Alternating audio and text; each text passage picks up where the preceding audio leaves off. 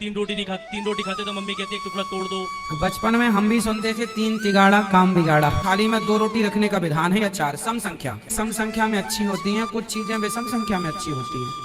तो खाना पीना हर चीज सम संख्या में अच्छा होता है। सोशल मीडिया पर अक्सर ही अनिरुद्धाचार्य जी महाराज के वीडियो वायरल होते रहते हैं। महाराज कभी किसी को रिश्ते से जुड़ी सलाह देते नजर आते हैं तो कभी सेहत का राज बतलाते दिख जाते हैं। ऐसे ही भोजन में सुधार को लेकर भी वे कई तरह की बातें कहते हैं। अनिरुद्धाचार्य महाराज के अनुसार अगर खान पान अच्छा हो तो 100 में से 80 बीमारियां खुद ही आपसे दूर रहेंगी। महाराज का कहना है कि सबसे अच्छा भोजन होता है सुपाच्य भोजन। ऐसे में कितनी रोटियां खाई जा रही हैं, इसका ध्यान रखना जरूरी होता है। अनिरुद्धाचार्य महाराज से ही जानिए सेहत को दुरुस्त बनाए रखने के लिए एक साथ कितनी रोटियां खानी चाहिए। रोटी हमारे देश का मुख्य आहार है। ब्रेकफास्ट हो, लंच या फिर डिनर, सभी में रोटी मुख्य होता है।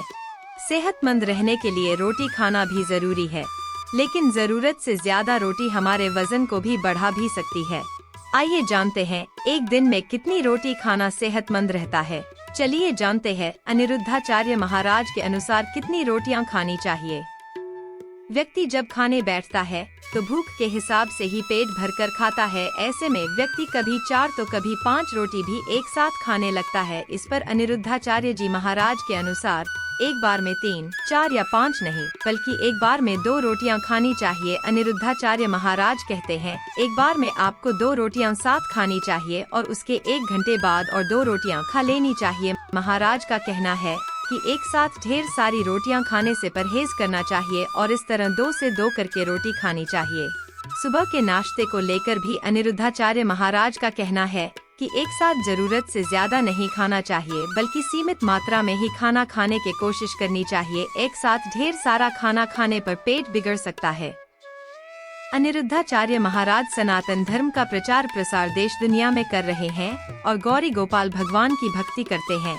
अनिरुद्धाचार्य महाराज सामाजिक कार्यकर्ता और मानवता के सेवाकारी हैं और लोगों के जीवन में संस्कृति और संस्कारों से लोगों को जोड़कर जीवन बदलने का कार्य करते हैं।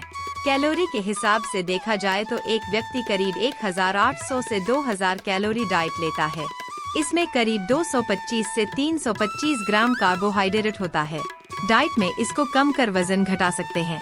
एक रोटी में 15 ग्राम कार्ब्स, 3 ग्राम प्रोटीन, 0.4 ग्राम फैट और 71 कैलोरी होती है। ऐसे में इसे संतुलित मात्रा में ही खाएं। वजन घटाने के लिए डाइट में रोजाना 100 से 150 कैलोरी कम लें। ऐसे में दिन में 4 से 6 रोटी ही खाएं। गेहूं में कार्ब्स अधिक होता है, इसलिए जौ और बाजरे की रोटी खा सकते हैं।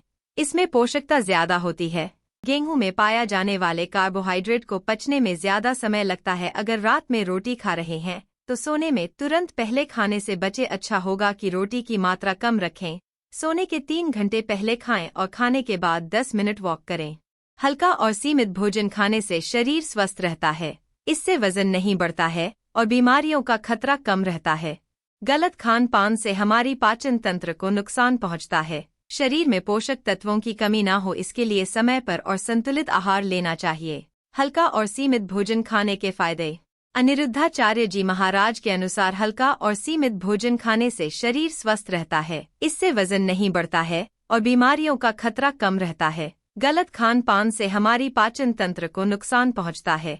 शरीर में पोषक तत्वों की कमी ना हो इसके लिए समय पर और संतुलित आहार लेना चाहिए। चावल के साथ न खाएं ज्यादा रोटी।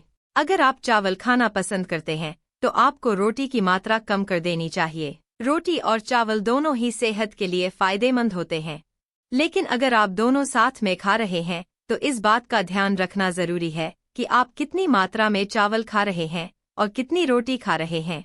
चावल में पोषक तत्वों की तुलना में कैलोरी ज्यादा होती है। यदि आप डिनर में चावल खा रहे हैं और साथ ही रोटी भी खा रहे हैं तो आपको सोने से पहले वॉक जरूर करना चाहिए। इससे आपका खाना आसानी से पच जाएगा। ऐसे बढ़ेगी ऊर्जा शक्ति।